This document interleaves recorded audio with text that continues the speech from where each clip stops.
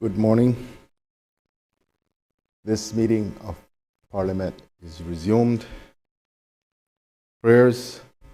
May I call on the Honorable Deputy Leader of the Opposition to grace us with prayers. Good morning. Let us pray. Almighty God, from whom all wisdom and power are derived, we beseech thee so to direct and prosper the deliberations of the Parliament now assembled, that all things may be ordered upon the best and surest foundations for the glory of thy name and for the safety, honor, and welfare of the people of these islands.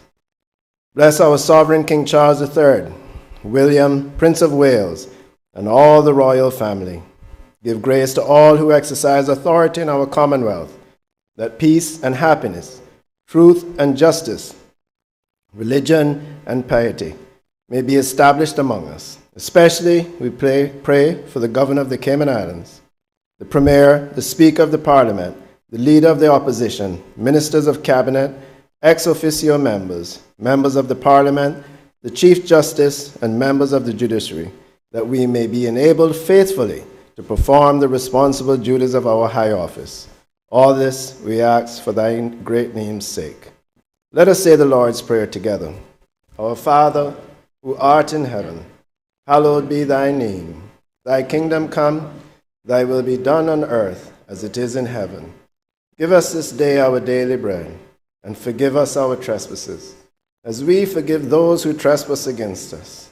Lead us not into temptation, but deliver us from evil. For thine is the kingdom, the power, and the glory, forever and ever. Amen.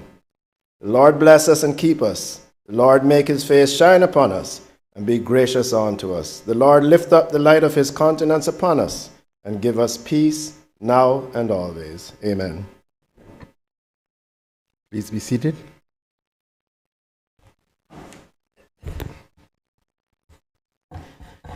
Reading by the Honorable Speaker of Messages and Announcements. None. Government business, bills. Second reading, continuation of debate on the appropriation financial years 2024 and 2025, Bill 2023. Does any other member wish to speak? I think there's only one left to speak. Two. The Honorable Member from West Bay North. Mr. Speaker, thank you. Mr. Speaker, let me start by saying a special thank you to the Honorable Minister Isaac Rankin for agreeing to take over the Ministry of Sports, Youth, Culture and Heritage when I decided to step down as minister to try to save the government and keep the country out of the hands of the progressives. Mr. Speaker, it was not difficult. It was very easy to do. Money and power is not everything. My country is more important. But, Mr. Speaker, I want to put some things to rest. Since then, the Ministry of Misinformation has been working double overtime on myself. But I even had to figure out, Mr. Speaker, where this was coming from. First, I heard I was being punished. Punished for what? I will quote two people. That's you, Mr. Speaker, and a member from Georgetown West. I will agree, no one loves the country. But I was saying you all use, but nobody loves it more than me. But I tend to put mine into actions instead of talking. Mr. Speaker, I've sat and listened for the last 2 days. And all of the suggestions that the progressives have made on telling Formally Pact, and now this new name, this new group, on what to do. Speaker, I want to say this. The voting public is not the same old voting public who voted for someone because of their color, their skin, or their position, because they come from a certain family, or because of the bank account. These days, we have to prove ourselves more and more. The Progressive had 8 full years of absolute power. And the only thing they ever lost was a spare gun issue. And even that, we were not able to get to our people what they wanted. No COVID, no major hurricanes. But yet, people have not stopped and thought about it. The first year under this group, we were under COVID. So really and truly, we've been trying to recover. Money hasn't been free-flowing. So we've had to pick and choose. We've had to try to go at the most important things. I've sat and listened to some of the things that the progressive people have said. But I want them to remember the maternity leave law, maternity leave was passed, not implemented. Retirement age for civil servants, passed, not implemented. Inter-country adoption rights, passed, not implemented.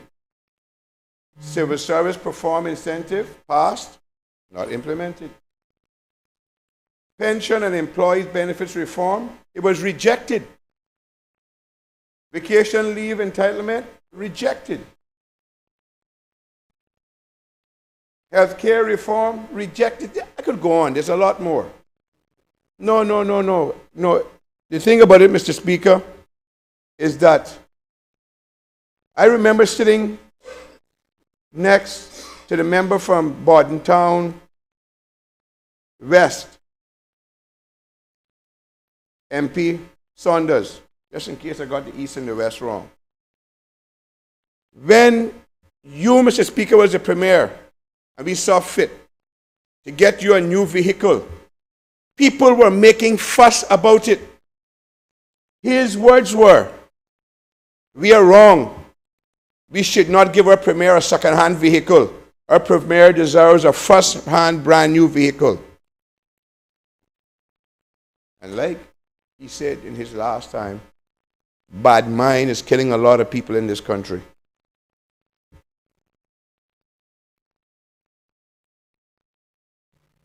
Mr. Speaker, it wasn't all.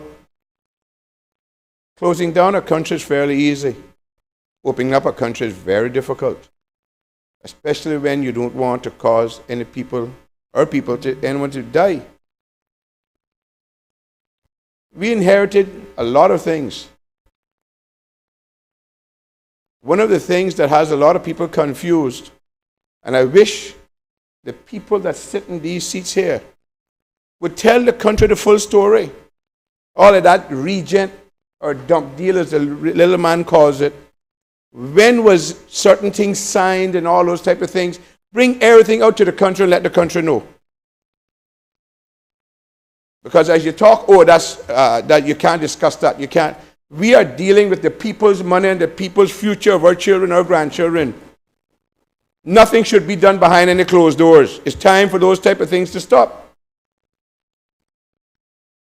Mr. Speaker, I hear people crying about CUC. I remind them, the CUC was signed under the Progressives. Mr. Speaker, I hear them talk about the uncontrolled population growth. I will start at 2013. I sat in the same seat where the deputy opposition is speaking right now and voted against the TILEPs. And since then, we have watched this growth of people. And my caucus will, if they are truthful, will let the country know. For the last 2 years, I have been bringing it to caucus saying, the young people are saying to me, Where is our future? You all are giving it away with these permanent residents and status. I have been saying it. When the former deputy premier tried to make a stab at it, oh, the knives came out. He himself has said 2 people stood with him. I was one of them. The other one was the Minister for Tourism. Our young people, and a lot of them can vote the upcoming election. They will know where this uncontrolled growth has come from. We have to close the door. And if it costs me votes in the next upcoming election, so be it. But our young people need a future. This government, I will take a chance and say, we have purchased more land than any other government to try to hold some for our young people in the future.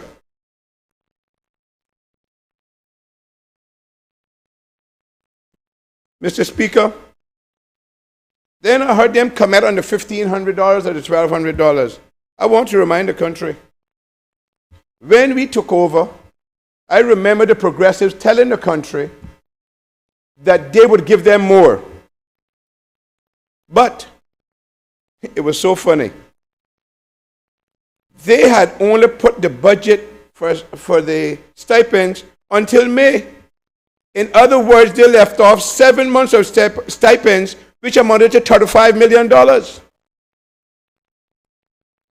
We have sat here, and one side has played politics. I remember once again, because he and I sat together, the member from Bordentown West, something came up on the hospital. And we had some facts because we sat on the PAC. And he said, we have to do that behind doors. We cannot use the hospital as a political football. Mr. Speaker, I felt the same about Cayman Airways. I have never sat in this parliament, and God has seen fit to give me 3 terms, and gone after Cayman Airways. Because I sat on the radio station before I was elected and told a very close friend of mine, since you complain about the stipend or whatever, the help that the government is giving Cayman Airways, what we will do is that we will stop giving them the stipend, but every person that Cayman Airways brings to the country, when they go into Foster's, when they go into Alfresco's, when they go into Casanova, they have to collect a $50 because Cayman Airways brought them here. The ripple effect of Cayman Airways. That individual never called back to the radio station one more time about Cayman Airways. And I'm no economic genius, but I know this much. They play a part. Having worked at civil aviation in the past, I have friends in the aviation industry. I knew what American Airlines and other airlines are doing in other small islands. You have to pay them $2 or $3 million to fly into your country. Then you have to turn around, and whatever the price they put on the tickets, you have to put on your tickets. You know what I used to admire when Air Jamaica used to run, and I used to wish Caymanians would learn. Watched how the Jamaicans supported their airline. We better learn to do it our own. We better learn to support our own. Make my staff previously at the ministry tell you, I flew Cayman Airways out of this country. And every time I have been in charge of a sporting organization, we leave this country on Cayman Airways. We have to learn to support our own. When we fly the other airlines, we're giving them more bullets against us. But it's like Cayman Airways is the outside child. Even the way they park us at the airport burns me. We park the furthest away from where we got to walk to immigration every day, and every other airline is up right in front of the door. Mr. Speaker, we have to start to think long term, more, and long term for our youth, our young people. I just got, last night at 11 o'clock, a young lady sent me something from the UK. And sorry to message you so late, sir, but I would like your advice, opinion once more. What kind of future do I have back home? It's a silly question because I know life is what you make it, but I'm having a moment where I'm not envisioning a future of any sorts. This is a young lady who's working on her master's. I feel at a crossroads. This is all while still having some will to fight and on the defense ready to fight. So I feel like I'm at a crossroads. I just sent an email to the Premier and to the Minister for Heritage. The young lady who has sat down on more than one occasion and given me her opinion on our country and our history. But that is typical of a lot of our bright young people, Mr. Speaker. Mr. Speaker, when I went off, when a lot of us went off, when we came back here, we had to work for government. We shouldn't have to be bragging now or talking about we got a program in place where our young people come back and they go work at the agriculture department for a while to become a vet or whatever. That should be standard. That should not be something that we're making a deal of.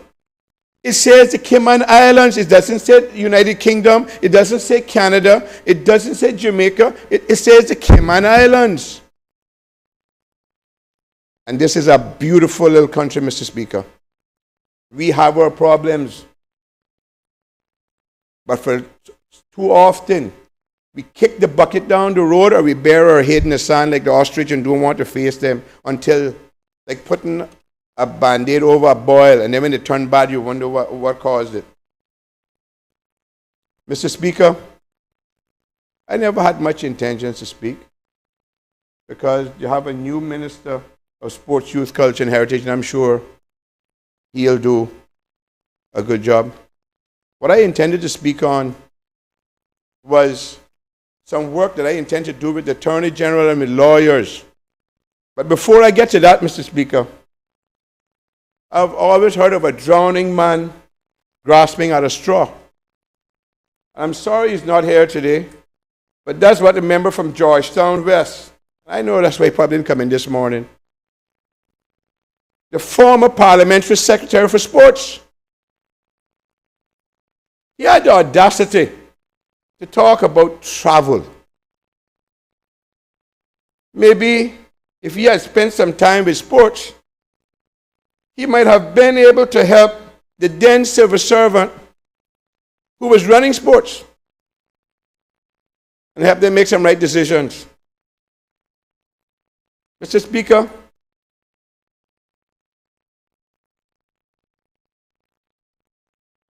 the member from Georgetown West and his brothers have represented this country with all their heart, and with pride. You know why? I played with them. I managed him. I had the honor of managing him and his twin brother, and one of the greatest athletes in this country who people don't know. Those who know sports know him. Is their younger brother called Michael White. This man's an all-star in 4 or 5 sports. Mr. Speaker,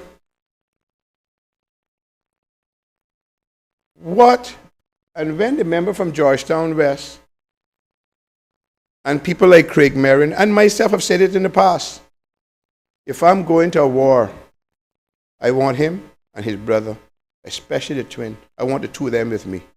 I will say that. But yesterday I had to smile. The member from Georgetown West, MP David White, sat down and rattled off names from swimming. And let's go with swimming first.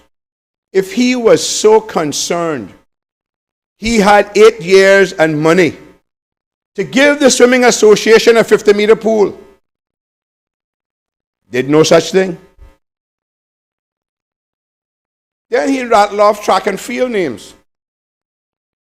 I didn't see him a year, and when all the controversy was going on, calling off all these names. I didn't see him at the stadium, and I will call two names, Ventisha Connolly and Bernie Bush. Took money out of our pockets and bought shoes for some of the athletes so they could specialize in the event. I didn't see him. I heard him talk about Devontae Powell. I wish he was sitting, because he got time to go do the research. What school did Devontae Powell go to? Did he know that the government supported Devontae for 2 years? Mr. Speaker, the sport that he talks about, the meeting sport that he talks about that his grandparents represented the West Indies, and I'm telling you, Mr. Speaker, people don't know this, but the member from Georgetown West actually went professional. He was that good. He was no slouch in the game of cricket. But he was the parliamentary secretary for sports, yet they tore up a pitch in West Bay that was older than me. Tore down the practice nets for the sport that made him his name. And when I stood in here and asked him what happened, he did not know. Is what he answered is in the Hansard. He did not know. The people told the Minister of Sports at that time that there was a practice pitch behind the school. Luckily, the minister wisely said, I've been reliably informed.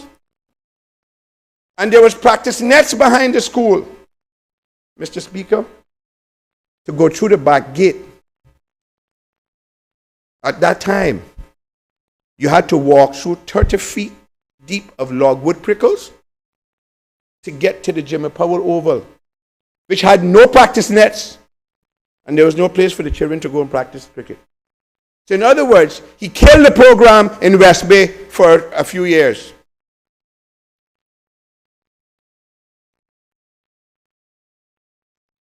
Mr. Speaker, maybe if he hadn't been so busy traveling, like he accused me of, because he was also the parliamentary secretary for tourism. What do you know about tourism? When I travel, the Cayman Islands is about to receive a $6 million pool. And because of my travels, it's down to 3-point-something million. So do not come and cuss the kettle if you don't know the facts. Mr. Speaker, when I want advice on what to do, when I want advice on what not to do, I will speak to the member from Georgetown West. No, what not to do. Mr. Speaker, I will never ever question the member from Georgetown West dedication to this country. Never. But don't come and play politics when you don't have your facts. And I'm seeing too much politics played just because the election is coming up. All these things I stated can be backed up with facts, not by no hearsay. So when you figure out the little travel compared to other people that's gone on before me has done, and what I've done, the savings of $1.5 to $2 million is good. And we now have a 50-meter pool that's going to be delivered here next year. And just in case people don't know what a 50-meter pool will bring to Cayman Islands, it will bring us major universities. It will bring us major countries. You see, people don't understand the true picture. I'm about to get to that. You've already had major countries. When I say major countries, big countries, I like the help, that have already said to us, because in circles, news travels fast. The Cayman Islands is getting a 50-meter world-class Olympic pool. Do people know where the next Olympics after France next year will be held? It will be held in Los Angeles, Mr. Speaker. Do you know that countries like China or that's hurtful to say, the UK, and those type of countries will be looking for Cayman as a staging point before they go there? Do you know what it is to have these top world-class people in our pool and our young swimmers? And I'm glad he did his homework. He got some of the name of the swimmers. But you see, I traveled with them. So I'm glad he said that I traveled. I did. I traveled with all those same young people he talked about. I know them personally. And that's what I was able to say. So what some of our young people are asking me. Some of those same swimmers have asked me that question. And believe me, Mr. Speaker, there are 2 programs in this country that have a history of not being very pro-Caymanian, not being very pro-black, not being very pro-poor. And that was rugby and swimming. And Mr. Speaker, I'd rather say Mr. Ryder or Mr. Goalkeeper, Mr. Speaker, which are your 2 famed in sports, I guess. But, Mr. Speaker, some things happened when I went with the swim team. 2 things happened that made me realize about our next generation. Indigenous, new, all that is there. But there was 2 things that stood out. There was a young man standing, and Sarah was getting a medal, which that was a regular thing. I was so proud to have been there with her. And somebody was, I use my nickname for her Shorty because she's taller than me. But somebody was, 2 other countries was talking, and a little young man jumped up and said, "Excuse me, it's our national song playing. Please have respect." This is one of the younger swimmers, and he happened to be a first-generation Caymanian. The next one was at the big swim, the deep water, the ocean swim. And one of the coaches said to the little girl and called her Irish. She said, "I'm not Irish, my mother is. I'm a Caymanian." Those things make you think, Mr. Speaker. But that's one of the problems that people have with Bernie. Bernie is a little bit too Caymanian, and Bernie doesn't hide it or apologize. Mr. Speaker, people don't know the mess that was inherited. It was a free-for-all. People that was getting money for sports with no accountability, and they were doing what they wanted to do with it. I made up my mind, Mr. Speaker, my policy would simply be, we were going to build from the bottom up. All of these older national teams that couldn't beat themselves if they played against each other. And I stood up without any reservations that I would not spend a 5 cents on them. It would be spent on the youth, and it would be spent on development. Now, people said to me, "But those young ones can't vote." But that's the problem with a lot of politics. Everything is done for instant gratification and not for the long term. He don't realize that, Mr. Speaker. Mr. Speaker, we put processes in place that made associations accountable. And I want, it's no hidden thing that sometimes things might have been tight, but I want to give credit to 3 particular people in the ministry that they talk about accountability. Chief Officer Teresa Echenike, Deputy Chief Officer June, and Acting Chief Officer Melissa Worms.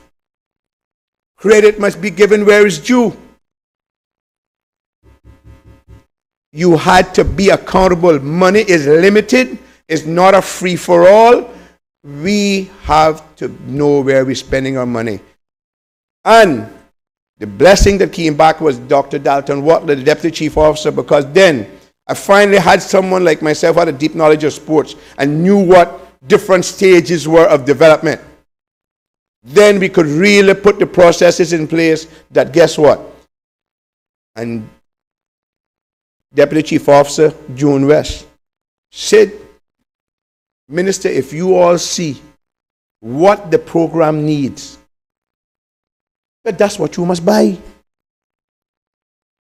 If you see a program, they're wasting money on the seniors, but you said, no, I am going to buy a under 14 coaching program, and I'm going to buy a under 14 league. I'll give you money for that. That way you're going to help the long run.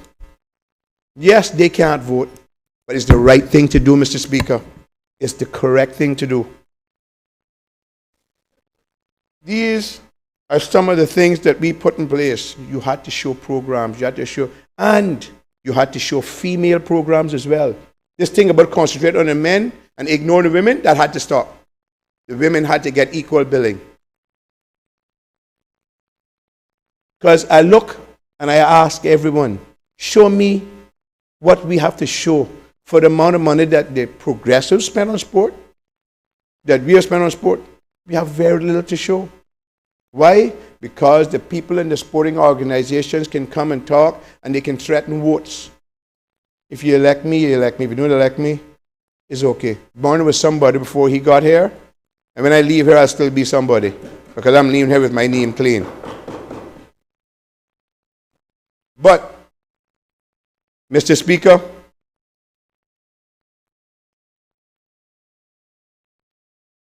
pardon me?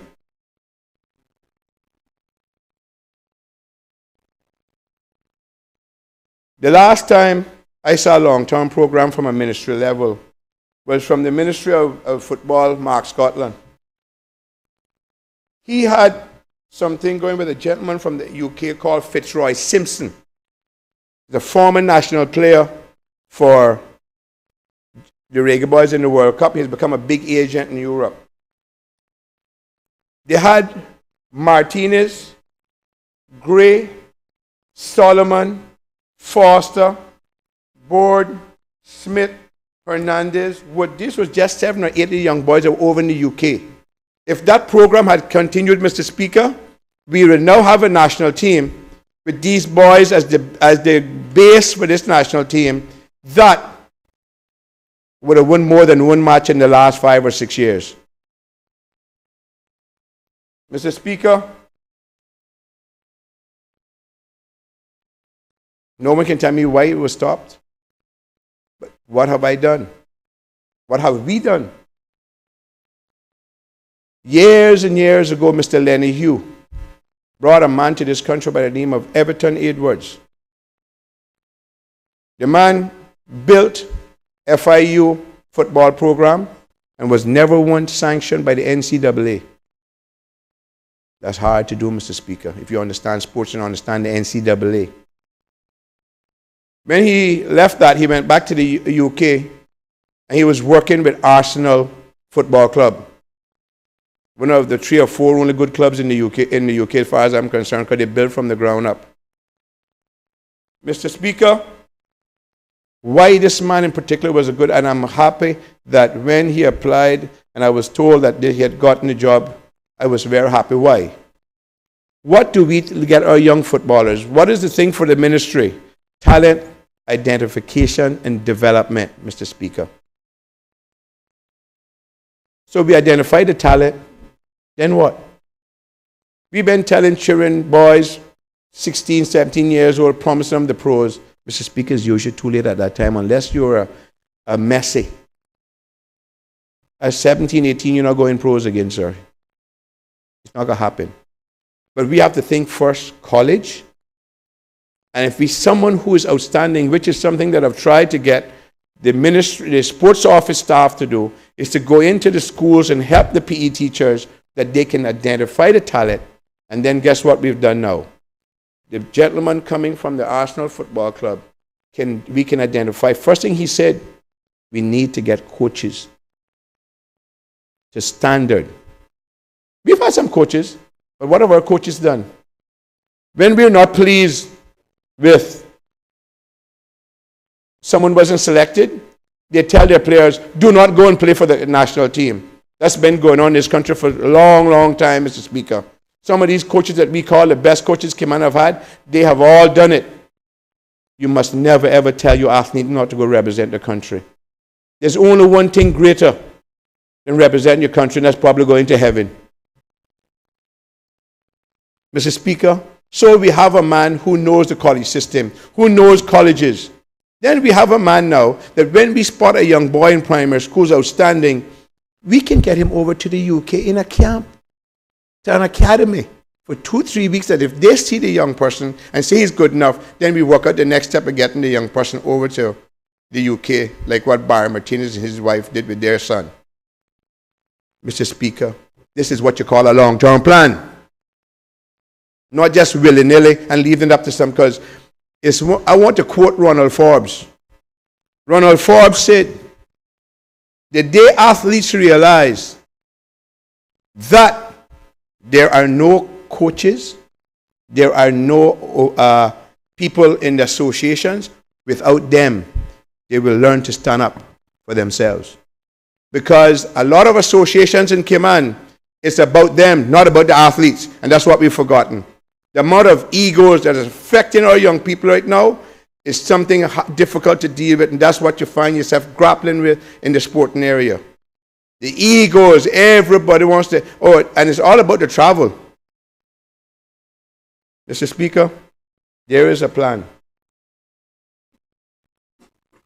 So, I want to thank, in his own way, the member from Georgetown. Best would bring that up, because I didn't want to get up here and because they have a new minister who is going to make sure that these programs continue. Mr. Speaker, what I had intended to stand up and speak about is I intend to pursue justice for Caymanians. Caymanians in this country feel that they have no rights. They have if you're poor, the justice is not for them. People are complaining. They have a court case. And if they go to court, the lawyers and the court is putting it off, and they have to come back again, much more money. And they can't afford lawyers. They can't afford that type of stuff. It's going back and forth, back and forth. Then some of them, there was a case that a father came to me about. He had a lawyer, and in the report, it said that his child, who they want to take to another country, that the mother, in doing the research, said that her mother, who she intends to leave the baby with, and the child is a Caymanian, remind you, was abusive to her. Then when you spoke to the mother, she said her daughter is not fit to be a mother, but yet they intend to send a Caymanian child to that country, to that mother, to the grandmother, to that mother. When the father, and before the child was even 2 months old, got a call from the country telling him, oh, you have to belong this room onto the house. Mr. Speaker, then you have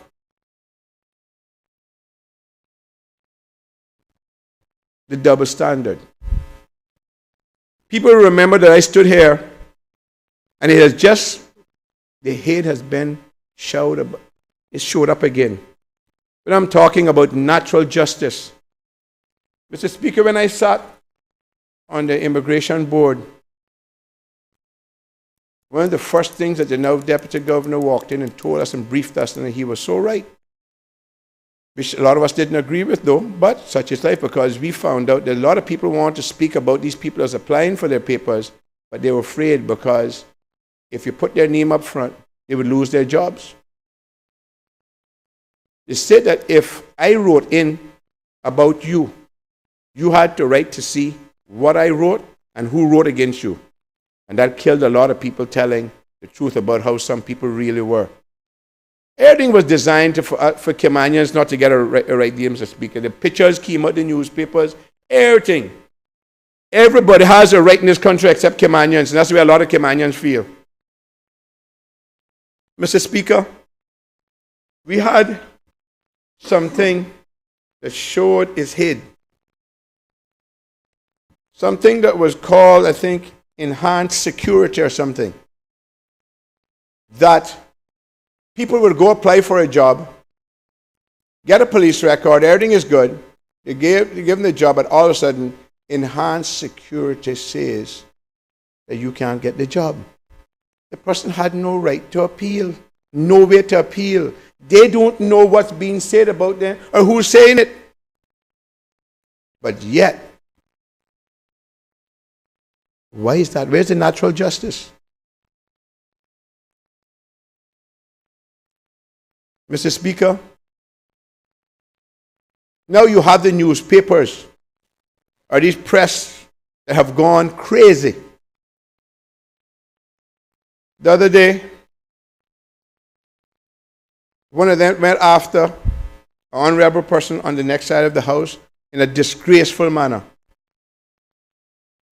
Mr. Speaker, I see them go after a 14-year-old child after police and Child and Family Services said that the accusation that was made was false and everything, but they still went after the young child.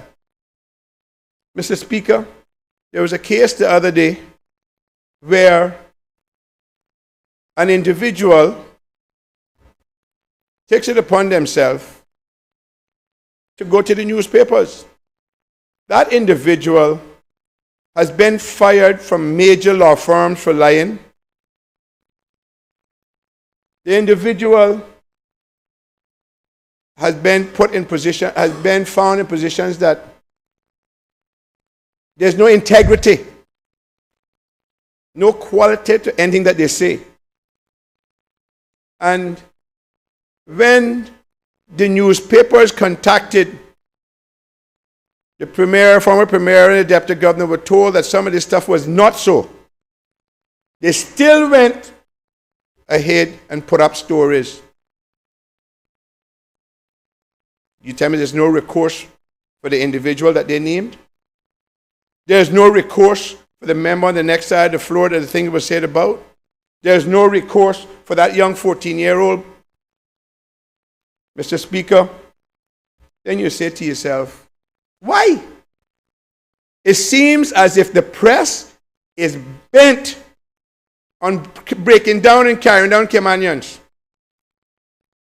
I know they hate two of us in here for sure. They hate, and I use what they hate, the new premier because of her Christianity. But I got some news for them. That ain't going nowhere. They hate Bernie Bush because of my Caymanianness. And it was proven yesterday, because the good Lord works in mysterious ways. I've proven that over and over. Mr. Speaker, you say, why would they allow people to print stuff or to say stuff that is not true? But I sat down, but then I started to learn some of them. And I said to myself, well, Bernie, why you? Here's some. Simple, Mr. Speaker. Bernie Bush has clearly stated that there won't be one nail or one block put down in the head of Bacchus. Bernie Bush has been calling for an end to the PR and status free-for-all giveaway that has been going on over the past 10 years. And why? Because the young people are telling me they're worried about it. And you heard what just now a young lady who's working on her master's is feeling about. This is a brain drain. We cannot afford, and every one of us in here know young people that's not coming back or don't want to come back. Regardless of how we feel about each other, we all know somebody who's doing that, Mr. Speaker. That's a brain drain we can't afford. But you know why the people not worried about it? Because it's us. What else? Bernie Bush has openly called for certain jobs to be for Caymanians only. If Canada can do it, Australia can do it, why can't Cayman do it? It seems that all over the world, people can do things, but the minute we say we got to do it, we're advised or we're told we can't do it. No. We have to do it. This island is too small We have too few people that they cannot put us on the reservation like the Americans did the Indians. They have a Thanksgiving about it. You know how happy I was, Mr. Speaker, when my staff found a map showing Grand Cayman, an official map, and Jamaica from 1500. You know what that means? Christopher Columbus didn't discover us. Christopher Columbus. Mr. Speaker,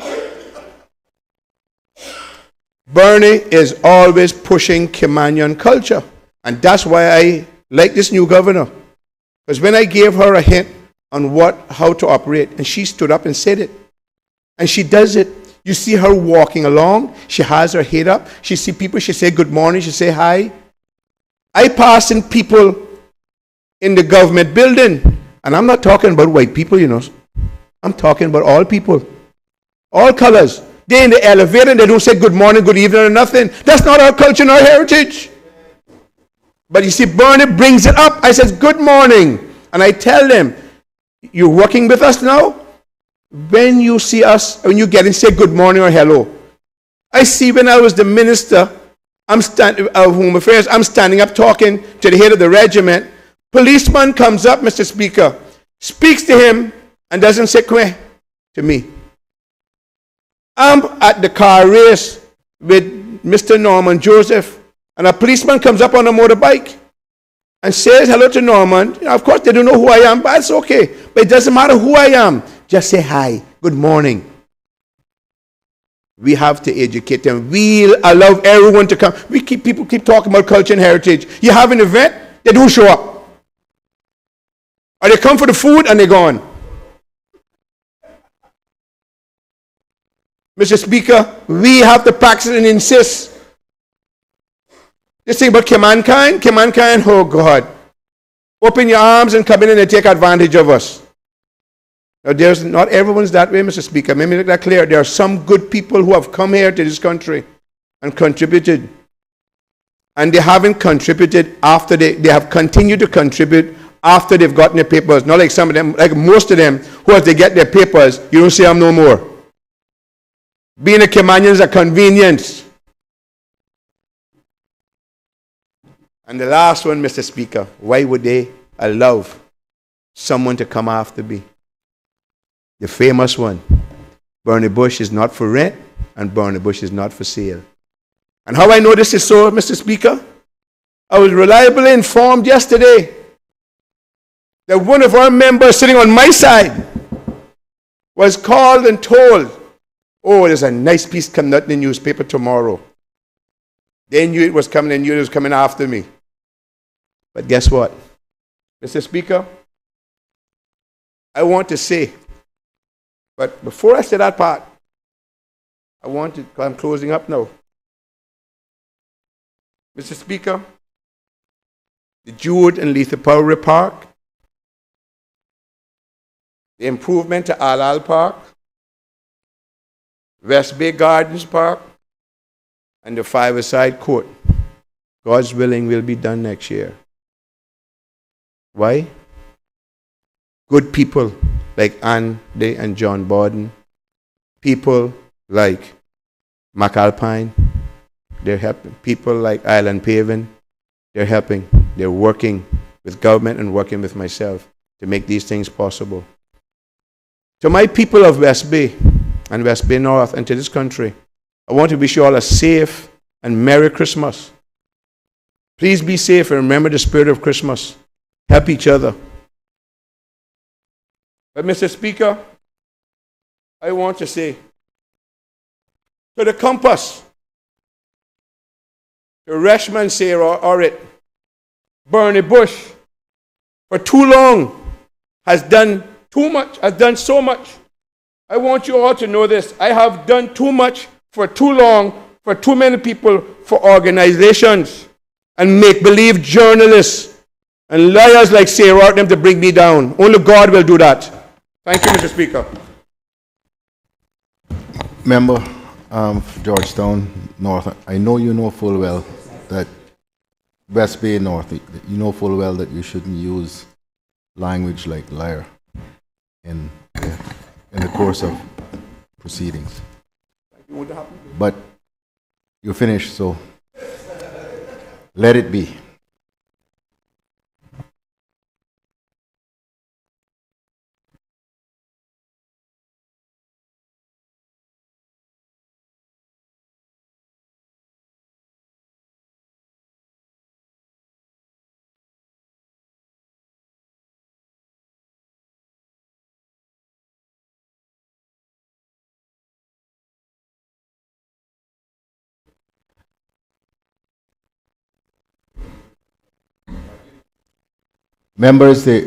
All members present have spoken. The only member who hasn't spoken is the Honorable Learned Attorney General, who has advised that he won't be speaking. So, Madam Premier,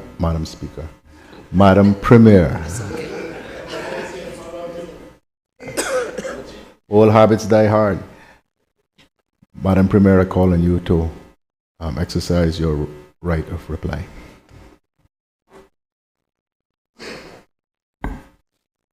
Good morning and thank you, Mr. Speaker. Mr. Speaker, I would like to thank the opposition for their contributions to the budget debate, and I fully acknowledge that while we may have differences of opinion on how to achieve it, we all want the best for the Cayman Islands that we all love and our most precious resources, our people. I also wish to thank all of my government members for their contributions to this debate. And it has been my absolute honor to lead them as we endeavor to move this country we love so dearly forward. Mr. Speaker, as I said when I first stood in this House to present the budget policy statement, I completely recognize what a great privilege it is to be elected as a representative of the people and to have been granted the responsibility of leading this government. I remain humbled by the great trust that has been placed in me, yet I'm also emboldened by this trust to make the hard decisions that are indeed necessary for the growth and advancement of our people in our islands. Mr. Speaker, I do not take the responsibility lightly. I do not make decisions lightly. Having had the good fortune of long experience, some 28 years now, as a representative of the people of Cayman Brac and Little Cayman, and by extension the wider Cayman Islands, I fully recognize and realize that I have been entrusted in shaping the policies that will affect the lives of our people and their livelihoods, not only in the present, but well into the future, Mr. Speaker. Just as I appreciate the talent and experience on the government bench, I also appreciate those very same qualities that are readily present on the opposition bench. I especially wish to thank the MP from Bontown West for his contribution and for his unwavering support. Mr. Speaker, I credit my friend, the Honourable Leader of the Opposition, with his conscientious review of the 24-25 budget, and I fully understand his concerns regarding expenditure and borrowing. They are concerns that I and my government also share. However, the UPM government, with the wise and learned and conscientious advice of our finance and policy experts in Cayman's venerable civil service, has sought to deliver on the wishes, the desires, and yes, the needs of the Caymanian people, not only for today, but for a distant tomorrow with this said budget. We have endeavored to deliver in such a way that balances innovation and compassion with fiscal responsibility, all while fostering overall economic growth and keeping with our broad policy outcomes at the forefront. Mr. Speaker, I would just like to take a moment to remind everyone what these overriding principles are. Broad outcome 1 is to improve the quality of life for all of our Caymanians. Our people are at the heart of everything we do, and so it shall remain. This means, as a government, our policies, initiatives, and priorities must be for the benefit of our people and improvement of their quality of life, both as individuals and collectively in all impactful areas of their lives. And this ethos, this overriding principle, is the guiding force behind our entire budget that we have presented to this honorable Parliament. Broad outcome 2 is to enhance our competitiveness while meeting international standards. This means, Mr. Speaker, that we must continuously improve our economic, social, environmental, and governance framework to ensure that the Cayman Islands remain a viable and attractive place to do business, while maintaining a legally compliant edge against international competitors.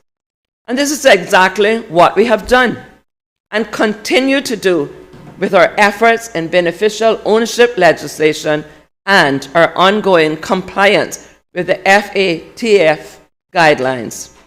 Broad outcome 3 is future-proofing to increase resilience. To future-proof our society is to anticipate risks, assess opportunities, and take steps to ensure health and prosperity of the Cayman Islands, not just for now, but for future generations.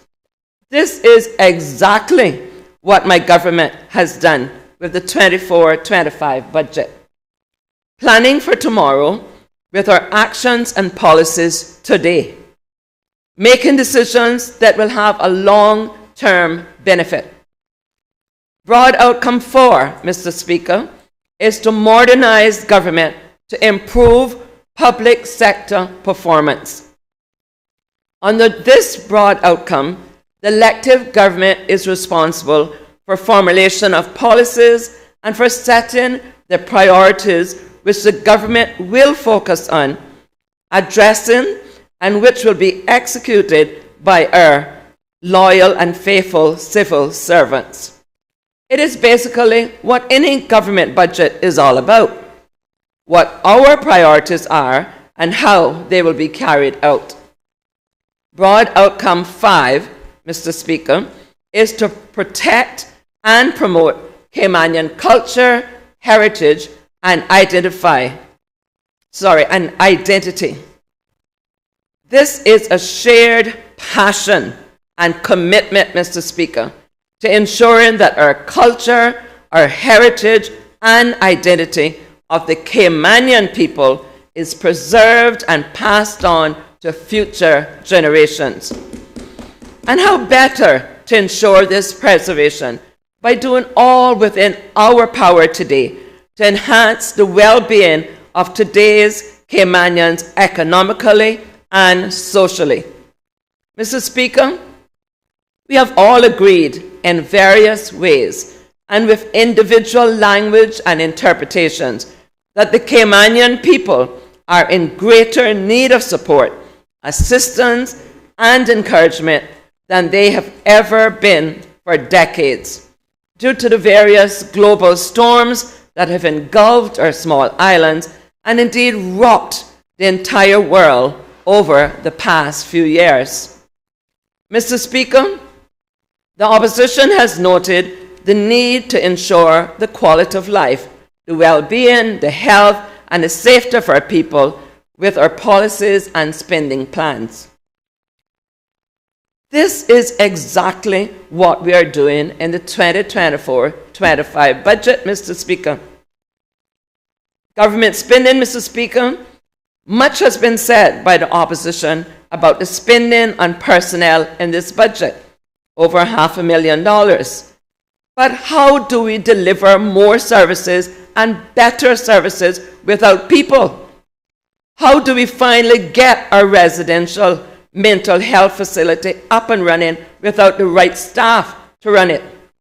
How do we continue to expand our educational service without attracting well-qualified and motivated educators? How do we get our fire service able to continue their domestic and air-room excellent work without providing extra firemen and women to carry out their important life-saving work? How do we keep our borders safe and secure without additionally trained border control agents? And these are just but a few examples, Mr. Speaker, of what vital people, personnel and staff, human resources are to providing the services and facilities that they are required to maintain and improve the quality of life for all Caymanians. The Leader of the Opposition made several priority suggestions with regard to increasing public safety and addressing crime, as well as increased focus on care services for the elderly. These are indeed important and laudable programs, but as with any public service commission, will also require, Mr. Speaker, increased personnel and hence increased spending. There is no way to provide more services to the public without more spending on personnel.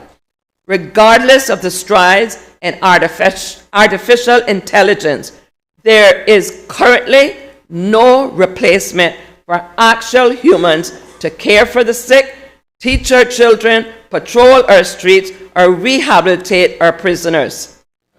To advocate for increased services while calling for decreased spending on personnel and operating costs is paradoxical and, in my respectful opinion, disingenuous.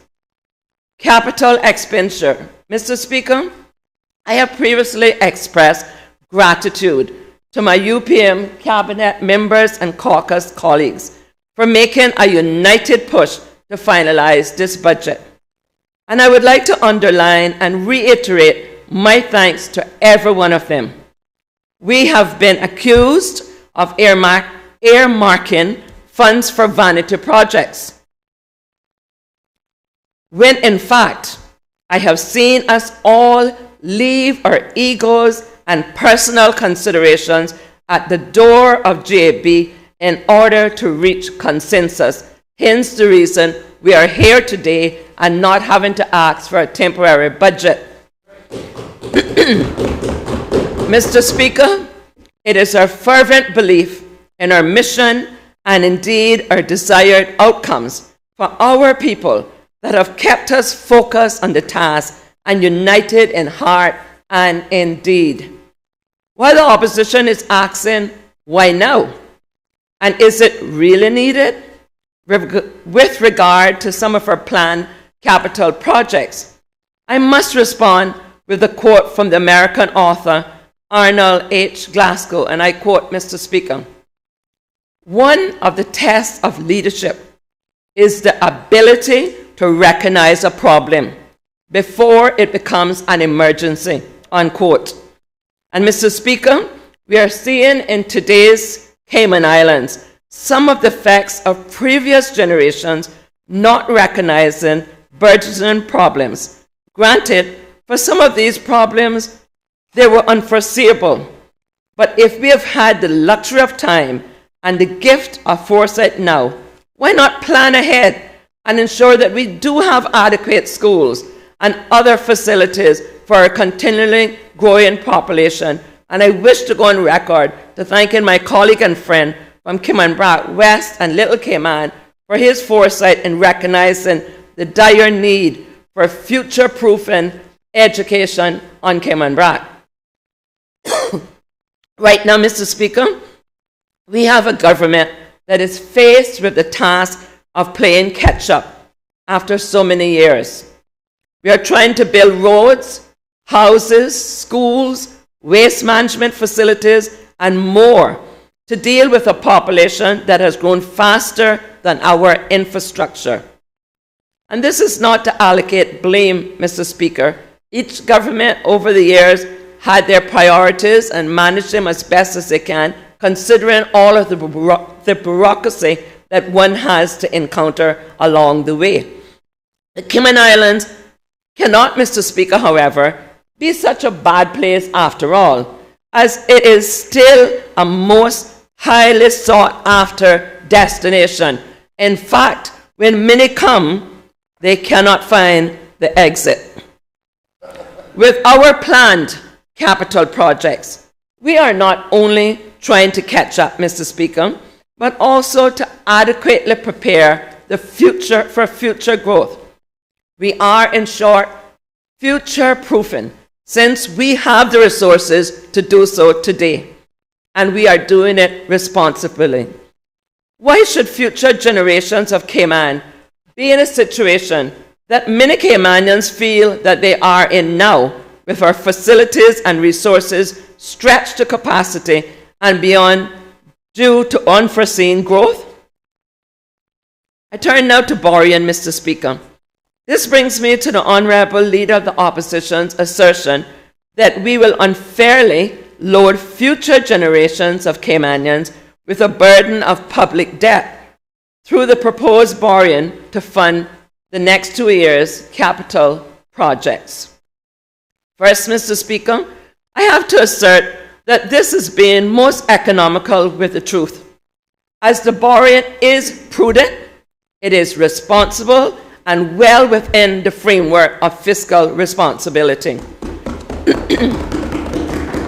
The borrowed funds will be used exclusively to pay for capital expenditure and investments and will not be used to pay for any operating expenditures, as these will be more than adequately funded by operating revenues. Additionally, while the loan facility is being put in place, as any good government would do, it does not mean that the government is compelled to use the full 150 million. For example, we still have the unused 106 million from the previously arranged facility available. However, even, Mr. Speaker, even if the borrowings were to occur at the full 150 million, Cayman's debt to GDP ratio will still be under 10%, making it one of the best ratios in the entire world. To illustrate this point, Mr. Speaker, Japan's debt ratio is over 200%, and the United Kingdom, whom we fashion so much after, is just over 100%. Cayman is under 10%. Mr. Speaker, I would also like to point out that a change to the borrowing limit set by the FFR is not, not, being sought by this United People's Movement. Revenue measures, in addition to finding the proposed borrowing excessive, which is definitely not the case, as I just expounded upon, the Honourable Leader of the Opposition appeared to also be against the proposed new revenue measures, calling them unnecessary. This position by the Honourable Leader of the Opposition leads to confusion, Mr. Speaker.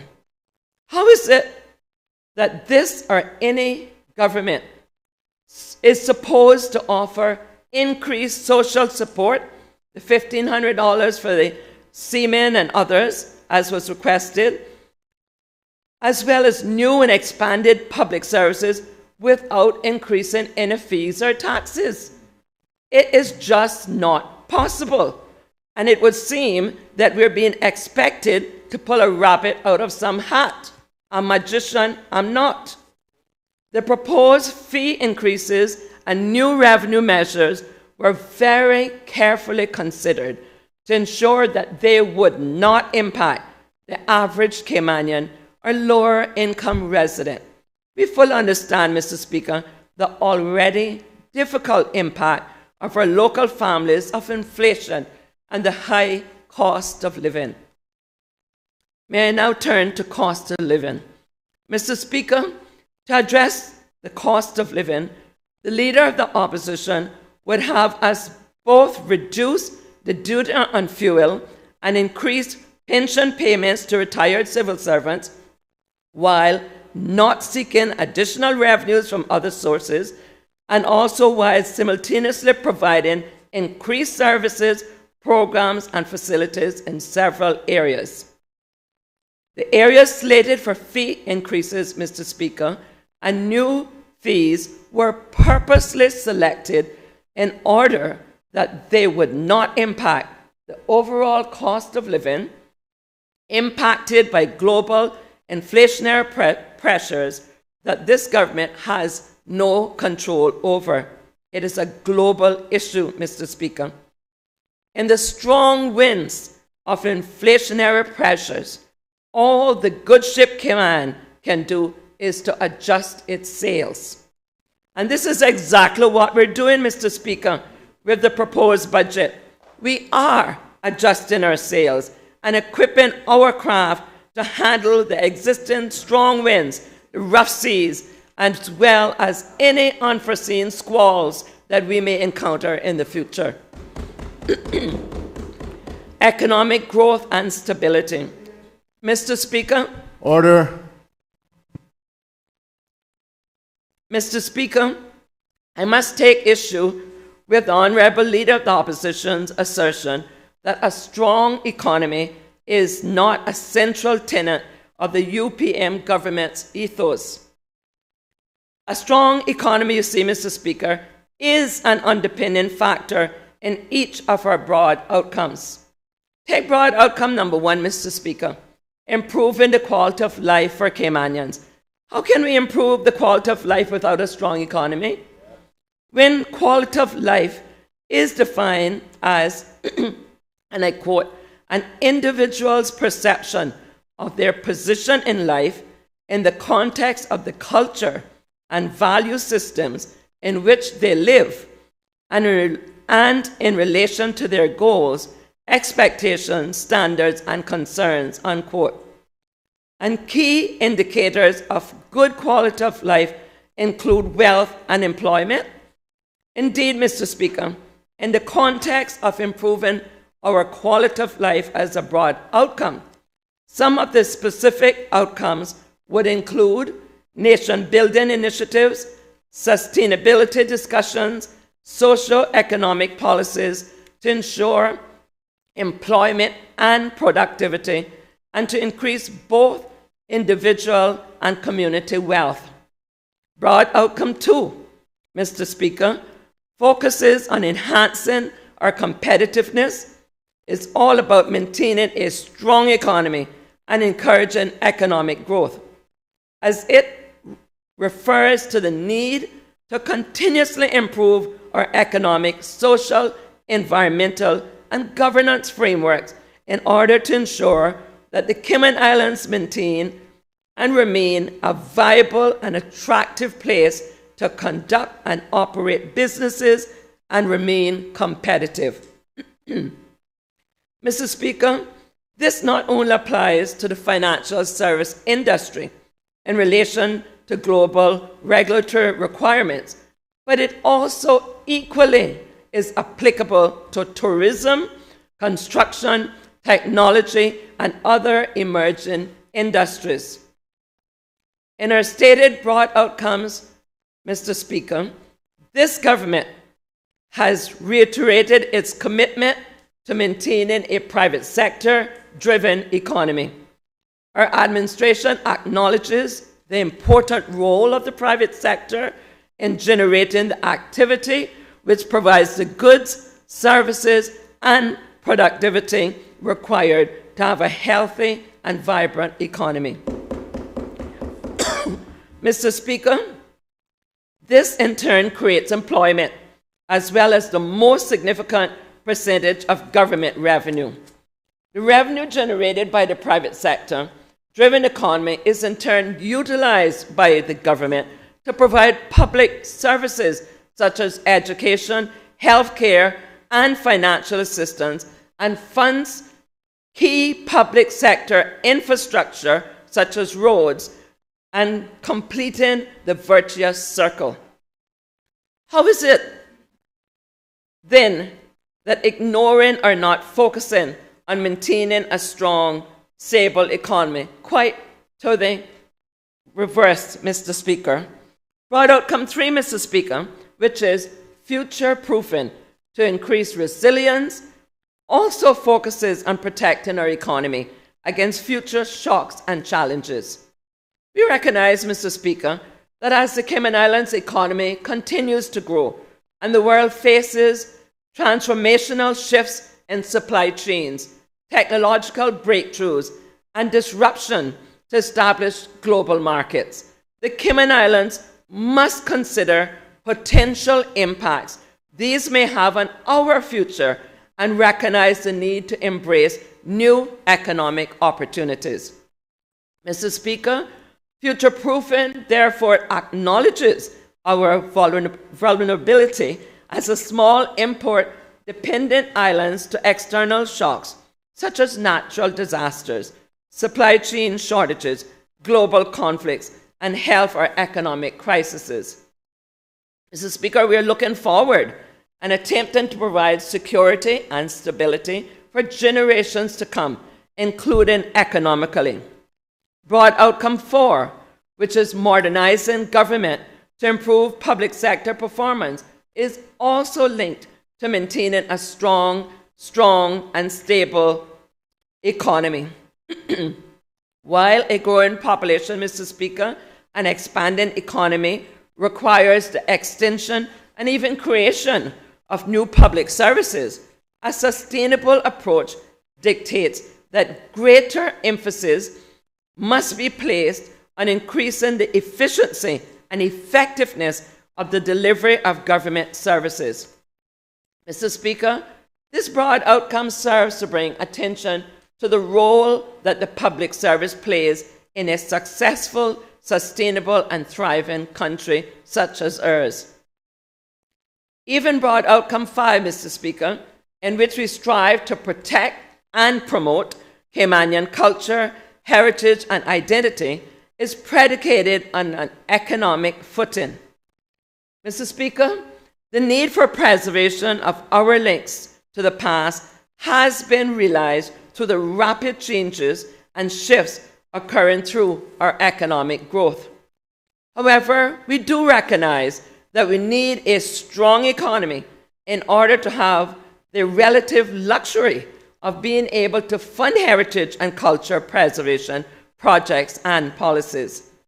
It is indeed important to preserve and have things Caymanian and to be proud of being Caymanian. The Honourable Leader of the Opposition, Mr. Speaker, opined that we, the UPM government, were failing to understand the challenges faced and are underestimating the efforts needed to build a strong economy. He asserted that the economy was already strong under the previous progressive administration and that PAC took credit for this achievement. And yes, it is true that both administrations can boast of economic growth. After all, I was a part of both administrations, you may recall, and we are in this all together. So let us work together to ensure that our economy continues to grow from strength to strength. Mr. Speaker, my friend, the Honourable Leader of the Opposition, boasted that Cayman enjoyed 5 years of consecutive growth under the progressive of 3% per annum. However, if we are to split hairs in our boasting, based on the latest GDP data in the annual GDP report 2022, the opposition was correct in asserting that the economy recorded growth, but it was certainly not the last 5 consecutive years, because in 2020, the Cayman Islands economy declined in real terms by 5%. Therefore, in the last 5 years of our progressives, which included 2020, the average real growth was 1.9%, less than the 3% he intimated. Perhaps the Honourable Leader of the Opposition meant the 5 years prior to 2020. Mr. Speaker, the overwhelming fact here is that the Cayman Islands economy grew prior to 2020, and it continues to recover with stronger and stronger growth thereafter. When the PAC government took power in 2021, the real GDP growth was 4.9% and 5.2% in 2022. Therefore, Mr. Speaker, the average growth was 5.1% in the last 2 years. Regardless of which political party is in power, Mr. Speaker, it is the duty of the government to ensure that these islands grow economically, and to that we concur, that the Caymanians are getting their fair share of the economic growth. To that we also concur. The truth is, Mr. Speaker, that the Cayman Islands economy continues to be strong following the decline of 2020, when we had the unsolicited guest of COVID-19 due to the global pandemic. Mr. Speaker, the recovery is still ongoing, with moderate and increasing growth. PAC government, when it took over in the first half of 2021, it was during the time when the Cayman Islands were still closed. The PAC government made the initiative to reopen the economy and augmented the second pillar of our economy, being tourism. This reopening meant putting tourism and tourism-related workers back to work, which ensured the jump start of our economic recovery. The Honourable Leader of the Opposition said that both myself and the former Premier Panton focus only on headlines that support claims of economic success. However, he said that the headline GDP growth doesn't truly indicate economic performance, but that the GDP per capita is a better marker. Let's look at that, Mr. Speaker. As we all know, the GDP per capita is the allocation of economic wealth generated in the economy by the population. In other words, the GDP per capita is a ratio that will remain consistent only if the GDP and the population increase by the same proportion. To further illustrate this, Mr. Speaker, our GDP grew by 5.2% in 2022, and the population increased by 14.7%. So correspondingly, the GDP per capita income declined as the population growth outweighed GDP growth. And we don't need to be a CPA to understand that logic, Mr. Speaker. This is the point that the Honourable Leader of the Opposition was making, but it was skewed to appear that this government's detriment, when in fact there are clear reasons, Mr. Speaker, why the population growth was greater than the GDP. Mr. Speaker, following the pandemic of COVID, the most affected economic factors of hotels and other accommodation facilities, transportation, wholesale and retail trade retooled and hired staff to offer tourism services on the resurgence of visitor arrivals. So while businesses hired their staff complement, tourism arrivals remain lower than the pre-pandemic levels. This means, Mr. Speaker, that the GDP will be lower in recovery, but tourism-related businesses will still have their full staff complement. Higher levels of work permits were also issued to the financial services industry, which is likely to be associated with the economic substance law and the relocation of personnel to these islands, swelling the population without an equivalent increase in the output of these entities. Mr. Speaker, the largest growth of workers was in the construction sector, which has now passed the post of COVID-19 growth spike. The Leader of the Opposition dramatically, in my respectful view, asserted that the GDP per capita fell off the edge of the bluff. In fact, he said cliff. under the PAC administration. He claimed that the living standards have dropped drastically compared to the pre-pandemic levels and seemed to overlook the effects of the pandemic entirely, blaming this on an apparent absence of economic strategy. In actuality, Mr. Speaker, the decline in the GDP per capita is expected to be of a temporary nature as our economic recovery continues with growth of the tourism arrivals, which are expected, with the Minister of Tourism working assiduously to surpass the 2019 levels of higher room capacity. And Mr. Speaker, this is not, in my view, to illustrate competitiveness between one tourism minister and the next tourism minister, but when it comes to tourism, it's everybody's business, and therefore it's not a competition, but it's a strong coalition. Conversely, Mr. Speaker, the strong growth in the population is not expected to continue at the same pace, since, as mentioned before, most of the businesses offering tourism-related services are already at their full staff complement. Mr. Speaker, the Honourable Leader of the Opposition also asserted that the PAC administration economic policies widen income inequality, with non-Caymanians in top earnings brackets increasing faster than Caymanians. This caught my attention, and so I did some research.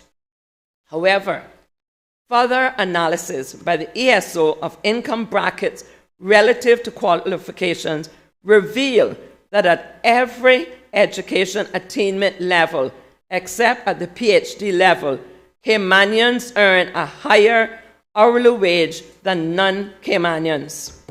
So you see, Mr. Speaker, the leader of the opposition's claim about the economy are, in his interpretation of the data, not necessarily within the data itself upon further examination. Housing. Mr. Speaker, the leader of the opposition criticized this government for what he called lack of progress on affordable housing initiatives. We fail to see how this could even be said to be true, Mr. Speaker. Not only have this government made the stamp duty policy changes that benefit first and second time Caymanian buyers to the tune of tens of thousands of dollars, but we are on track to deliver 110 homes in 2024-2025 budget, and 59 in West Bay, 32 in Eastern, 19 in Northside, and 8 to 10 in Cayman Brac.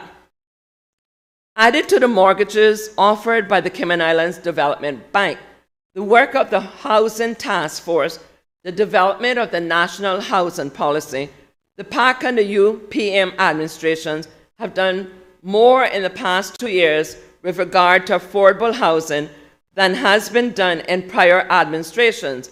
And Mr. Speaker, we recognize that within the PPM administration, we had the COVID that was most important, and so that took our attention and slowed down some of the other priorities that we had. But it was not because the other governments didn't see housing as important. We did. But saving our lives and keeping our people alive took the priority over constructing of these houses. And that is why I say, Mr. Speaker, it's so important. Rather than just have a plain train, let's get on the train and take Cayman Islands to the right destination in as an efficient and effective manner that we can. Education, Mr. Speaker. Oh, Mr. Speaker. I now turn to the assertions made by the MP for Georgetown South concerning education. I recognize why she might be so concerned as to how I plan to manage such a robust portfolio in addition to premiership. However, I wish to assure her and the listening Caymanian public that I do not operate as an island, nor do I operate in silos. Rudolph Kipling once said that no man or woman, for the matter, is an island. We all need each other, and to embrace the act of negotiation and delegation. The success of the Ministry of Education comes from a trusted senior team who help guide my policy decisions. and I've been the beneficiary of the support, not just on this side of the government, but from the opposition as well, when it comes to education and its operational and capital expenditure. For that, I'm eternally grateful. Mr. Speaker, the free school meals program has been in place, as you know, since 2021, where a total of $16 million was allocated based on the assumption of every student would be receiving free meals. It was the first time it was being done, and as in a budget, it was a best estimate. We were able to reduce the allocation, Mr. Speaker, due to a number of the following factors. Some students just did not want to eat early in the morning. Some do not arrive early enough to access the meals provided. And perhaps at this stage, I might say that when the Ministry of Infrastructure eventually gets the green light to start and complete the East-West Arterial, more people can save 1 more hour. Some parents prefer to provide breakfast at home. That is their quality time spent with their children.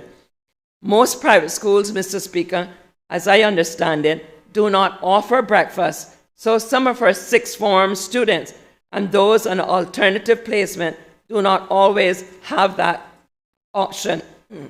Students at the Cayman Islands Further Education Center, otherwise known as CIFEC, are away on internships at various times during the day as well. Some students have dietary restrictions, such as allergies, and parents often opt to provide meals for those students from home. Some students, Mr. Speaker, struggle with the unhealthy eating choices and habits, and they prefer not to eat some of our healthier meals provided as a result of our adherence to the Cayman Islands Public School Standards for Food provision of June 2012. Mr. Speaker, it would interest the member from Georgetown South that meal uptake under the program has actually increased. Noting how this could lead to overspending, the Ministry of Education has improved its systems of checks and balances, particularly its invoice verification.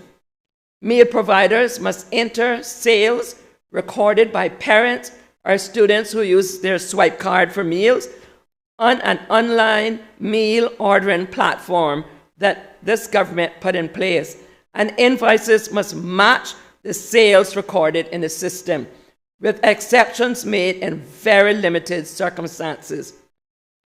Meal costs remain as they were initially budgeted, Mr. Speaker, with daily allocations being $16 for primary school, $16.50 for Lighthouse, and $18 for our secondary schools.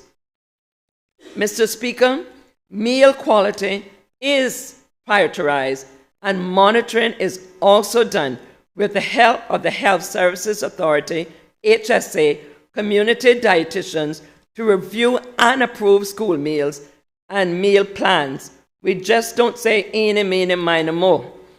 Each meal, Mr. Speaker, is provided and allowed, each provider is allowed to plan and provide the meals for their schools. They must, however, abide by the Cayman Islands Public School Standards for Food Provision. Mr. Speaker, our scholarship program's budget is driven by student demand and to the deep commitment to educate Caymanians to the highest possible standards. When we don't have the 38,000 work permits, then come and talk to me about reducing scholarships for Caymanians.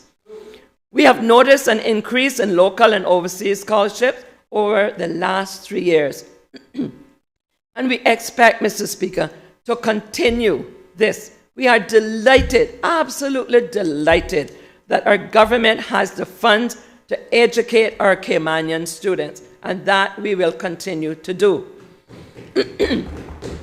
If our students are performing and meeting expectations in exchange for funding, I believe, Mr. Speaker, my government believes that it is a high return on one of the greatest investments any government could make in its future human capital.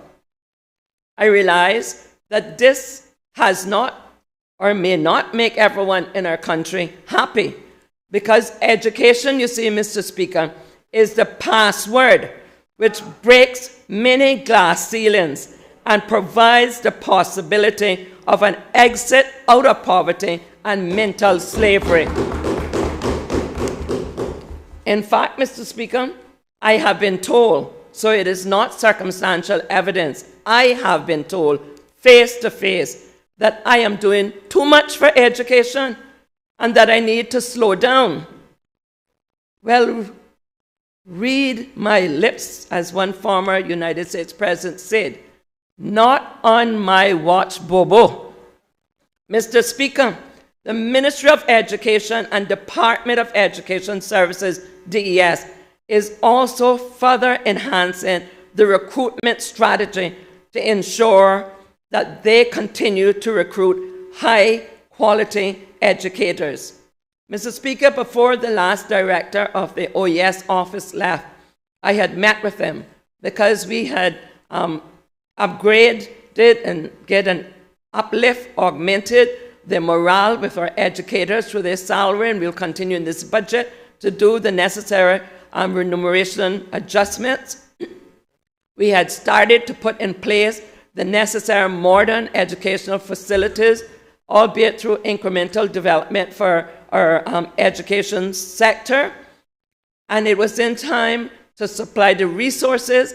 We have supplied more resources to our school than anywhere in the world since COVID-19, Mr. Speaker, and we're small, three little dots in the Caribbean.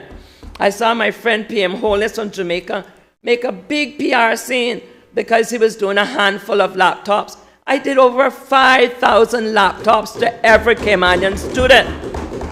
And instead we celebrate, we tear down. My grandmother always said, be careful who you tear down on your way up to success. You may have to pass them on your way down. I rest my case on that point, Mr. Speaker. One of the largest factors that contribute to student achievement, as per research by John Hatie, a renowned researcher in education who is best known for his work on a visible learning strategy, is a teacher efficacy, which is the collective belief of teachers in their ability to positively affect students. Further to teacher knowledge, competence, and the ability to deliver quality instruction, this metric is widely regarded as a key attribute for quality teachers. And in fact, as I indicated before the last director of OES left, I met with him and said I had put in place these building blocks for a successful education in the Cayman Islands. It's not like a mushroom, it's a journey. It will happen, but we have to invest in it. We have to support it, not just during election time, but all times, because our students deserve no less. I asked him to do a teacher quality inspection. Unfortunately, he departed, but my request is the same for this new acting director. We have given the educators all that they need. We continue to work with improvement of modern class, first class facilities. It's now time to test the quality of our teachers. I'm not afraid of testing it because I believe that the naysayers will be greatly shocked when they see how hard our teachers work, our civil servants work to deliver. Just as a non-scientific test, after the shutdown in COVID, and I was in Price Right, so many parents came up and they were begging me, Mr. Speaker, to open back up in the schools so that they could send their own children back to our teachers that sometimes get so unfairly criticized.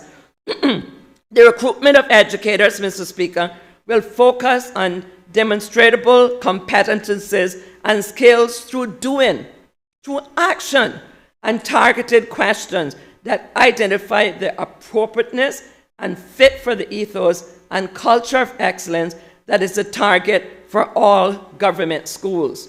Not one child is going to be left behind, but we need all hands on deck to achieve this, Mr. Speaker. Collaboratively, Principals and senior leaders in the Department of Education Services have identified a marked increase in the number of high-quality lessons being delivered in all of our government schools. And the good news is that we have no weak government schools. When we did, that was headlines. When we don't, it don't even make the back page. Mr. Speaker, as a measurable objective as being part of the tracking and reporting done by the principals each month, we do monitor them through the Department of Education Services and our own in-house inspections. This metric is supported, greatly supported, by the Office of Education Standards, OES, inspection data, and the school and DES data that identifies areas for improvement. We're not perfect, we've not reached a panacea, there's still room for improvement, but improvement doesn't come from criticism, it comes from contributions. And Mr. Speaker, there are pockets of good practice throughout all of our schools. Our schools are currently working in learning community groups and in partnership as feeder primary schools to their high schools. We recognize that there was a gap, a lacuna between the primary schools and the high school, and we have joined together to address this area for development that runs across a number of schools, and where applicable, schools will also target particularly to their context. In all instances, Mr. Speaker, schools will be supported, and I feel that I can confidently say by all members of this House. But internally, we will continue to support our schools by subject matter experts and resources from within the system. Through newly acquired school improvement tracking software, the aforementioned strategies and actions are tracked and evaluated with the aim of making rapid, relevant, and timely adjustments to strategies when and where appropriate to ensure the best possible outcomes. Mr. Speaker, one such strategy that has been actively improved is the mathematics strategy. The strategy includes 3 goals: high-quality mathematics education, continuous improvement in mathematics teaching and leadership, and mathematics pathways and opportunities for student success. The achievement of these goals include a number of actions, not limited to, but including support teachers in developing fluency, reasoning, and problem-solving skills in teaching for mastery approach, using a combination of a diagnostic, formative, and summative assessment approaches which inform the level of intervention, consolidation, or enrichment required per student, ensuring that there's a consistent approach for mathematics intervention, both targeted and specialist, which includes regular allocation and use of specific resources. Mr. Speaker, providing individualized approaches for our students with SEN and ALN in mathematics so that progress is achievable for all, including a focus in improving teaching and learning mathematics as part of their school improvement plans, which includes specific action points, success criteria, and evaluation. The numeracy specialists, Mr. Speaker, school principals, and mathematics leaders developing and coordinating professional development programs with built-in continuous learning, including whole staff professional development and individual online school programs.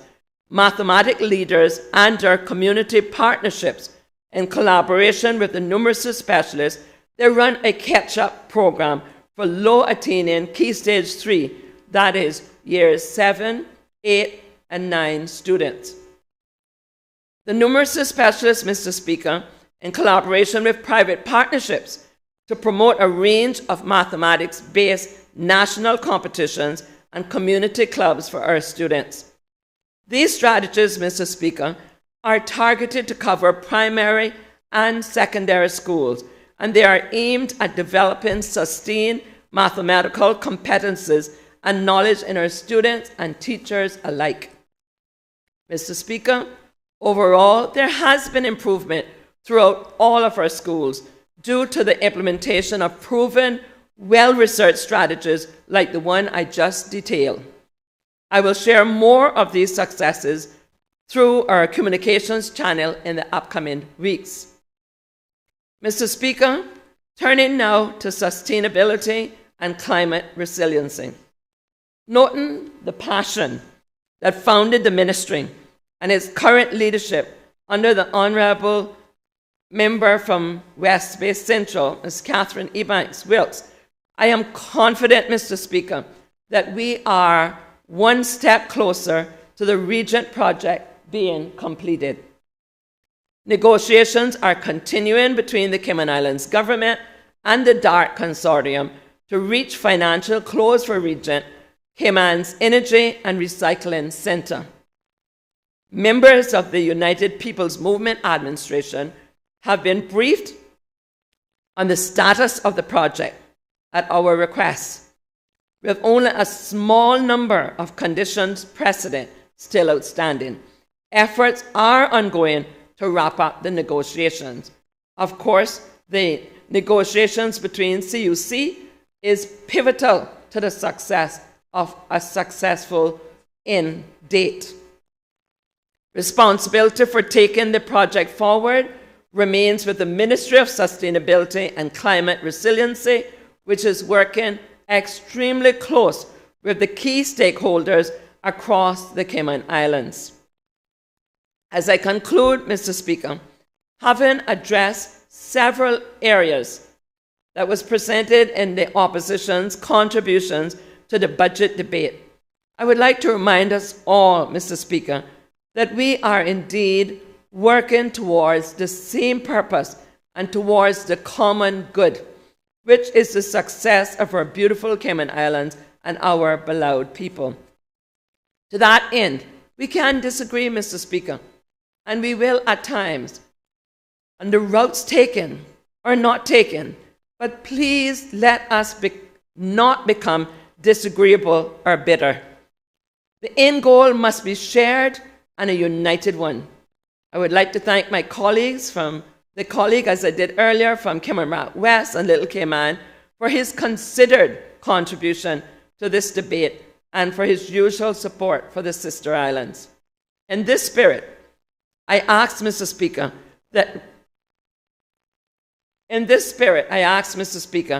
that we come together and unite on this vote for this budget for the next 2 years and keep the people's best interests in mind as we endeavor to complete the business for their good. It is what, Mr. Speaker, we were elected to do, and is what we have pledged to uphold. In the words of American industrialist and founder of Ford Motor Company, Henry Ford, I quote, Mr. Speaker, "Coming together is just a beginning. Keeping together is progress. Working together is success," unquote. I thank all others for their contributions to this debate. I thank especially the Deputy Governor and the Attorney General for his tacit support, and it's a pleasure to work with both of these gentlemen. Indeed, I look forward to achieving success as we work together, not just until April 25, but beyond, for the interests of all of our people. Further, Mr. Speaker, please permit me to express my sincerest appreciation and gratitude to all my ministry staff, especially to the wonderful, most competent team in the Ministry of Finance and Economic Development. We could not have reached this far without them, under the great leadership of the FS. I also wish to thank the staff here at the Parliament. They have gone beyond the call of duty, and in fact, they're going to be tested a little bit more the next few days as we work into the nights to complete the people's business and ensure that we are not in breach of the 31st midnight deadline. But I feel, I have sensed that spirit of Christmas permeate and even into these hollow halls And as Obama, one of my favorite persons I like to quote from, I am cautiously optimistic. I have the audacity and temerity to hope that all colleagues will come together in the Christmas spirit. Question, yes, as that is the role both of the government backbench and opposition, but most important, let us do so with the right motives and the goodwill, as I feel most confident we will see unveil here in the next few days. Thank you, Mr. Speaker, for coming to the chair and already, almost immediately, displaying what I knew long before the talk show hosts started to debate whether a speaker should be from inside or outside. As I said then, and I continue to say, under my watch, and that's directed by God, and when I have the confidence of 2/3 of the House, you were and still is the most competent and fit person at that time and beyond. I know you have some desires about where your hat will be, but I would be prophetic and say your seat may not leave these chambers. I thank you.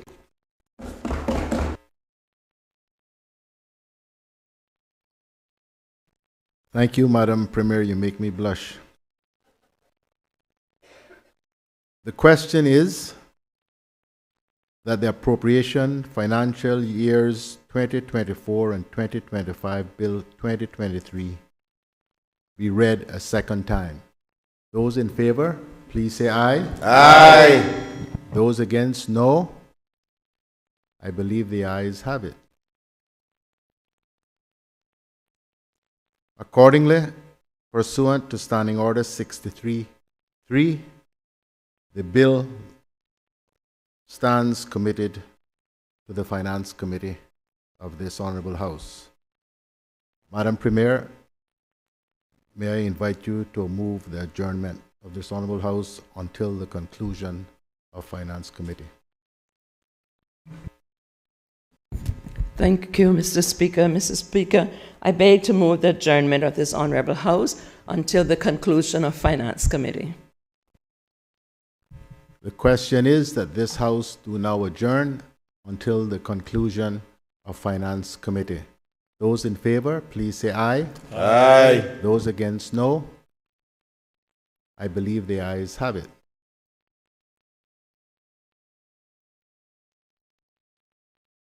Accordingly, this House... Sorry, Mr. Speaker, I beg indulgence. May I just indicate that Finance Committee would seek to convene at 2 p.m. today. Thank you, Madam Premier. Accordingly, this House is now adjourned until the conclusion of Finance Committee.